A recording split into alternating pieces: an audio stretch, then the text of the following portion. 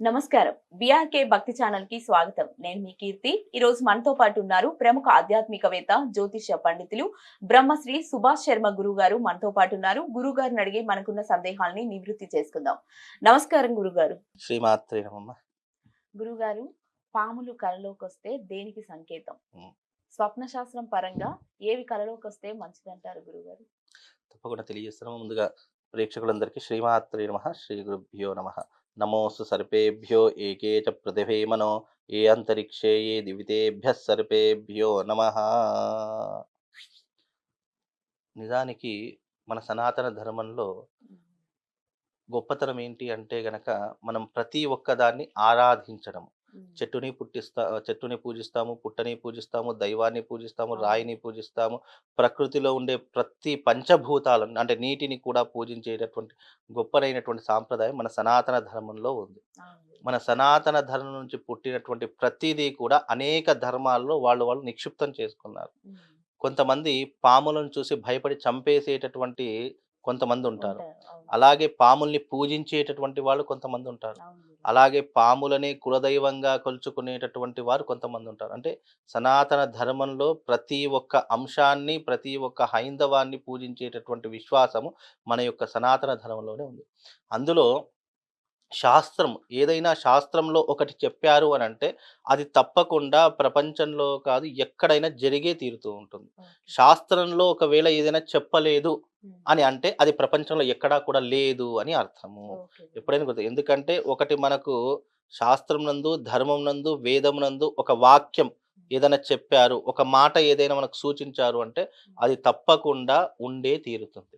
Okay అదే గురుగారు. ధర్మంలో, శాస్త్రంలో, వేదంలో మనకు చెప్పలేదు అంటే అది ప్రపంచంలో ఎక్కడ లేదు అని అర్థం. ఓకే. అలాగే మనకు శాస్త్రంలో ఏంటి అంటే గనక స్వప్న శాస్త్రము అనేటటువంటి కొన్ని శాస్త్రాలున్నాయి. ఓకే. అంటే కలలో కనిపించేటటువంటి కొన్ని వస్తువులకు గాని, హ్మ్. లేదా కొన్ని క్రిమికీటకాలకు గాని, హ్మ్. కొన్ని జంతుజాలాలకు గాని, లేదా కొండల్లాంటి ప్రదేశాలు గానివ్వండి, ఊహాజనితమైనటువంటి ప్రదేశాలు గాని ఏవైనా కనిపిస్తే దానికి కొన్ని సంకేతాలొస్తాయని స్వప్న శాస్త్రంలో చెప్పడం జరిగింది. ఓకే గురు. దీంట్లో 2 రకాల అర్థాలు జేసుకోవాలి.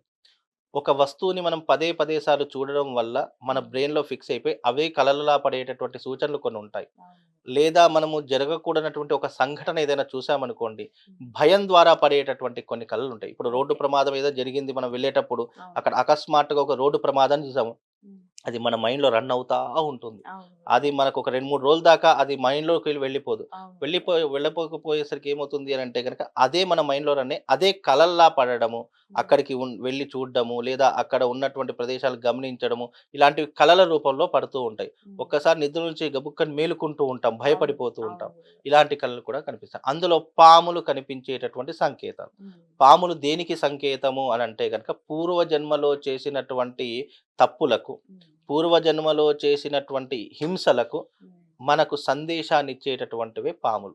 ఓకే. ఎందుకంటే పాము పగబడితే ఎన్నో జన్మల వరకు అది వదలదు అని అవును. పెద్దవాళ్ళు మనకు చెప్తూ ఉంటారు. అవును గురుగారు. అది ఎంతవరకు వాస్తవం అనేటటువంటి శాస్త్రం నందు ఒకవేళ ఆధారించి చూస్తే గనక, హ్మ్.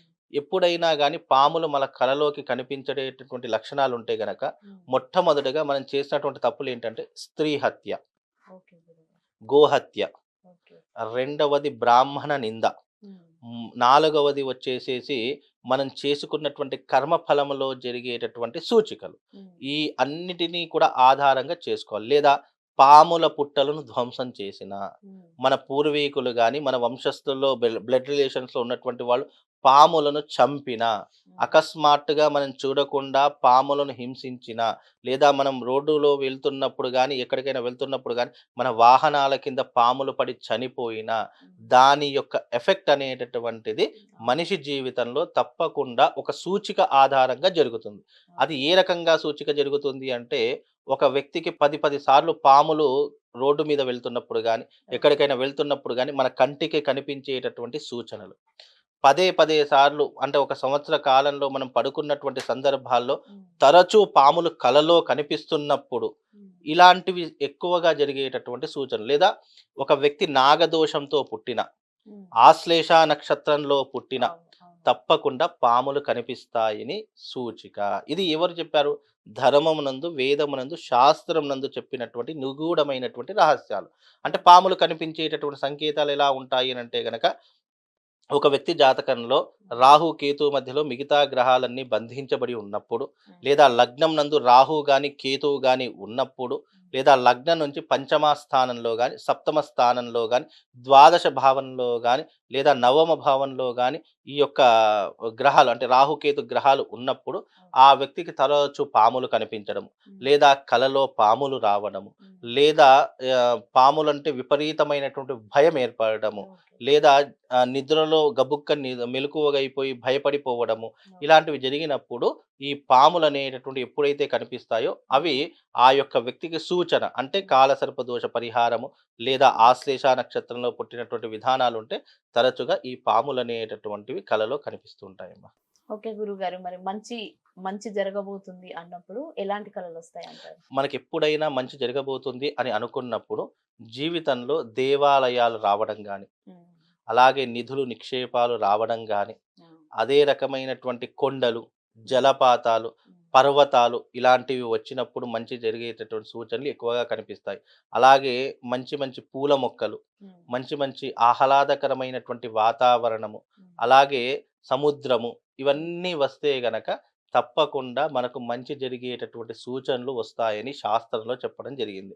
అందులో ఎక్కువగా దేవతలు రావడము, ఉమ్, దేవతల కల్లో కనిపించడము, ఓకే, లేదు అనంటే గనక చక్కనైనటువంటి ఈ జలపాతాలు రావడము, ఉమ్, ఇవన్నీ కూడా మనిషికి మంచి మంచి సూచికలు అంటే మనం దేన్నైతే చూసి మనము అబ్బా! ఉమ్, ఇది బాగుంది, ఇది చాలా చక్కగా ఉంది, అందంగా ఉంది అని దేన్నైతే మనం చూస్తాం. ఇప్పుడు కొండలు, ఉమ్, లోయలు, పర్వతాలు చూస్తే మనకు చాలా హ్యాపీగా అనిపిస్తుంది. అబ్బా!